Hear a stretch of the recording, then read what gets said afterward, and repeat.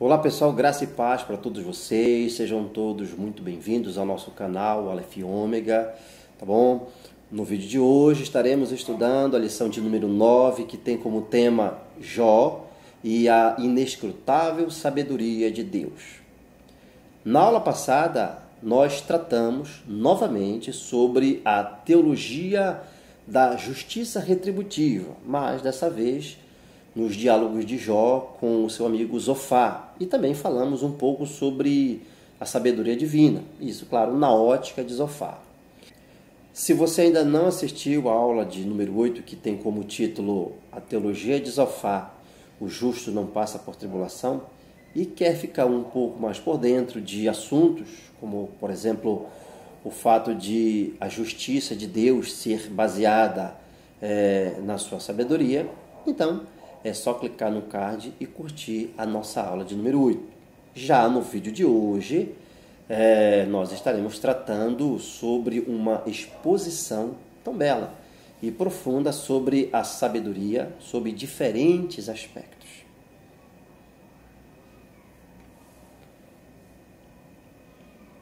Bom, e para começarmos, como sempre, nada melhor do que abordarmos uma expressão que nos chama a atenção e que está exatamente aqui dentro do nosso contexto da leitura bíblica em classe, obviamente da nossa lição. Os versos 12 e 20 dizem o seguinte, respectivamente: mas onde se achará a sabedoria? Ou de onde pois vem a sabedoria? Bom, no hebraico, a palavra traduzida como sabedoria é chokhmah, que pode referir-se tanto à sabedoria do homem quanto à sabedoria de Deus. Quando se refere ao homem, a palavra descreve tanto a aptidão física quanto a habilidade intelectual. E a semelhança de todas as virtudes intelectuais entre os hebreus, a sabedoria é intensamente prática e não teórica. Sendo assim, chokhmah, sabedoria, cobre toda a gama da experiência humana. Essa sabedoria é vista, por exemplo, na habilidade para o serviço técnico de confeccionar as roupas do sumo sacerdote, bem como na execução de táticas militares. Porém, a sabedoria, no seu sentido mais completo, pertence única e exclusivamente a Deus, que é a fonte de toda a sabedoria. O universo e o homem são produtos de sua sabedoria criadora. Processos naturais, processos históricos são governados pela sua sabedoria, que inclui uma discriminação infalível entre o bem e o mal e é a base para as justas recompensas e punições que são a retribuição respectiva dos justos e dos maus, dos iníquos. Tal sabedoria é inescrutável. Bom, essa sabedoria, por ser encontrada em Deus, é considerada como um atributo divino. Somente Ele conhece a sabedoria em seu sentido mais verdadeiro. A sabedoria de Deus não se acha na especulação humana e somente Ele pode providenciar esta sabedoria para orientar o homem de modo que ele possa viver a melhor vida moral e ética possível. A sabedoria bíblica divina é prática. Ela se origina no temor do Senhor, ramifica-se até abarcar todos os quadrantes, os aspectos, as áreas da nossa vida. Muito bem, o debate já chegou ao fim e nada foi acertado. A sabedoria dos homens está esgotada e Deus ainda mantém silêncio. E assim chegamos ao hino à sabedoria. O capítulo 28 fornece uma interrupção provisória que, de modo bem útil, impede a sequência demasiadamente abrupta do monólogo de Jó nos capítulos 29 ao 31.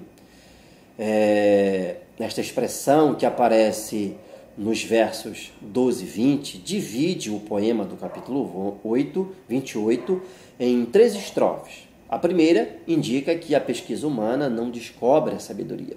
A segunda indica que as riquezas humanas não podem comprar a sabedoria.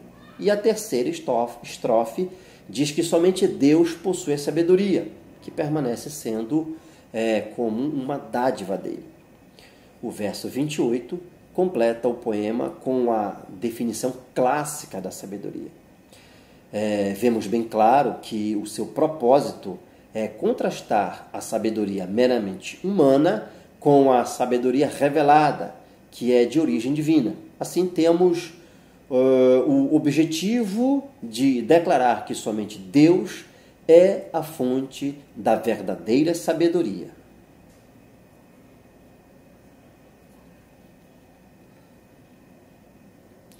Muito bem. Na primeira parte da sua exposição sobre a sabedoria, Jó usa a metáfora das minas para ilustrar a busca da sabedoria como um bem natural. Encontramos aqui alusões às minas do Egito, provavelmente na península do Sinai. Evidências de minas vêm do Egito desde a primeira dinastia.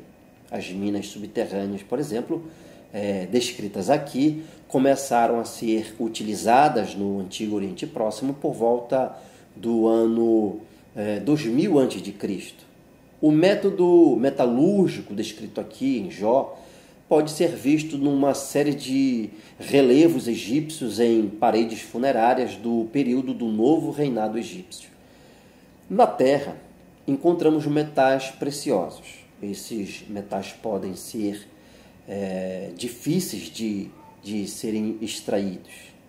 Enquanto o ferro pode ser extraído da superfície, a extração do cobre, por sua vez, exige uma escavação muito mais profunda. Muito labor é necessário para obtê-los, mas o importante nisso tudo é que eles estão ali, disponíveis ao homem. Além disso, os homens têm meios para refinar os metais, a fim de torná-los, por exemplo, úteis para trabalhos de decoração e construção de objetos. O mineiro tem de penetrar na terra onde tudo é escuro. Não há ali nenhuma luz natural. Com a tecnologia, ele pode iluminar o que era escuro. O homem tem sua tecnologia, ele tem seus métodos científicos e suas realizações são verdadeiramente estupendas. Seus esforços são recompensados e, no final, os produtos são muito bons. Metais fortes, por exemplo, são usados para fazer instrumento de guerra ou são úteis nas edificações que precisam de materiais duradouros, como o ferro e o cobre.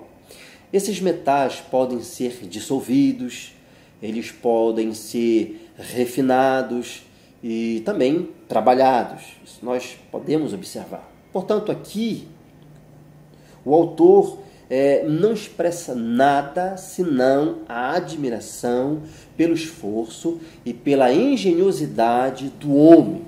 Não há qualquer sugestão da desaprovação do autor, como se achasse que as energias despendidas na busca dos bens materiais seriam melhor empregadas na busca da sabedoria. Não. Sua lição é muito mais simples. Os metais úteis estão ocultos na terra e é preciso muito esforço para obtê-los e refiná-los. Mas eles, como já disse, estão disponíveis aos homens que trabalham nessa área. O sucesso notável do homem como minério demonstra como o homem é habilidoso e inteligente.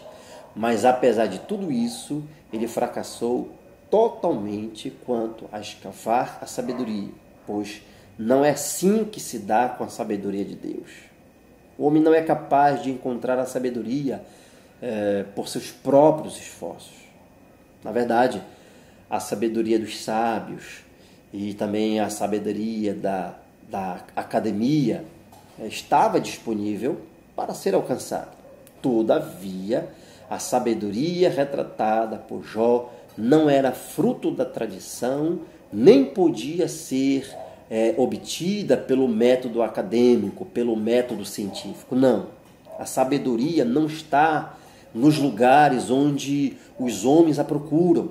Embora o homem se mostre otimista e determinado em suas realizações, em seus esforços, o escritor não viu razão para otimismo no tocante às realizações espirituais. Ele não acreditava que a sabedoria estivesse ao alcance do homem. O maior de todos os tesouros é a sabedoria divina. A verdadeira sabedoria é um atributo divino comunicável. Ou seja, Deus dá de sua sabedoria até certo ponto aos homens através da revelação. Portanto, a verdadeira sabedoria não era propriedade dos sábios, mas uma dádiva de Deus. Deus dá a sabedoria ao homem mediante um ato de sua divina vontade.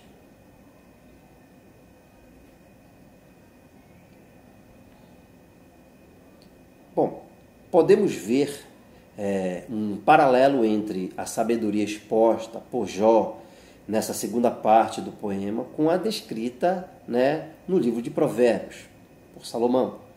Todavia, há uma diferença entre o que Jó ensina aqui e o que Salomão ensinou sobre a sabedoria em Provérbios. Para Salomão, a sabedoria, ela tem um custo e pode ser encontrada se buscada com diligência e entendimento. Ela tem seu preço e pode ser passada de pai para filho. Por outro lado, para Jó, a sabedoria está em outro patamar. Ela tem valor, mas não preço. O verdadeiro valor da sabedoria não é conhecido pelos homens, nem podem eles descobrir. Os homens não possuem recursos adequados para fazer tal compra. A sabedoria é inacessível ao homem. Nem mesmo as pedras preciosas e os minérios obtidos da terra com suas habilidades aproximam-se do preço da sabedoria divina. Então o escritor personifica várias essências, vários elementos inanimados da terra. Ele usou, por exemplo, o abismo e o mar como uma variação poética, mas o primeiro, de fato, é a parte mais misteriosa do segundo, de maneira que esse fato se presta muito bem à metáfora. As forças do abismo e do oceano primitivo, não somente foram personificadas, mas também deificadas. Talvez o autor estivesse se referindo a certas práticas de culto politeísta e a certas crenças do Antigo Egito. Tudo bem? Nas quais essas essências misteriosas eram transformadas em deuses ou até mesmo em habitações de deuses. Os homens antigos adoravam esses elementos deificados como a seres divinos e buscavam seu favor para dar, digamos assim, estabilidade à terra. A profundidade é a parte a parte integrante do mar, e essa profundidade é a porção mais enigmática do mar. A metáfora declara que não há como o homem buscar a sabedoria. Não há um caminho que possa ser seguido e que leve à sabedoria divina. A sabedoria a qual se refere Jó demonstra ser bem, mas muito bem diferente daquela conhecida pelos seus amigos, Elifaz, Bildade e Zofar, que diziam que a sabedoria era um bem herdado que passava de pai para filho. Era, portanto, um bem que poderia ser encontrado. Por outro lado, Jó mostra que a sabedoria da qual ele está falando, a qual ele está se referindo, é de natureza diferente, não podendo ser herdada ou passada de pai para filho. Não é, portanto, digamos assim, um bem simplesmente cultural.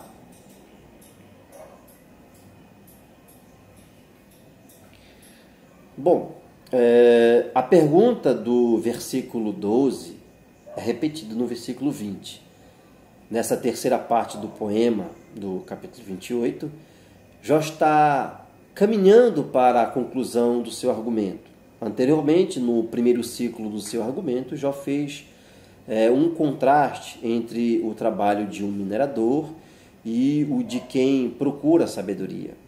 Todos os esforços humanos revelam-se inúteis na sua aquisição, ou seja, não é possível obter a sabedoria simplesmente pelo esforço humano.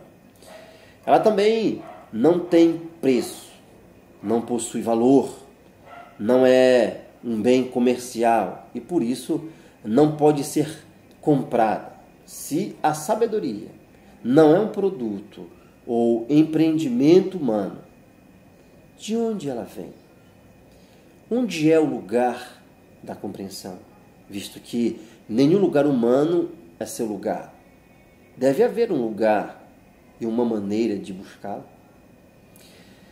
Na Mesopotâmia, a sabedoria não era considerada uma, digamos assim, uma habilidade intelectual ou uma qualidade moral. Não. Mas sim uma espécie de habilidade específica, geralmente relacionada a rituais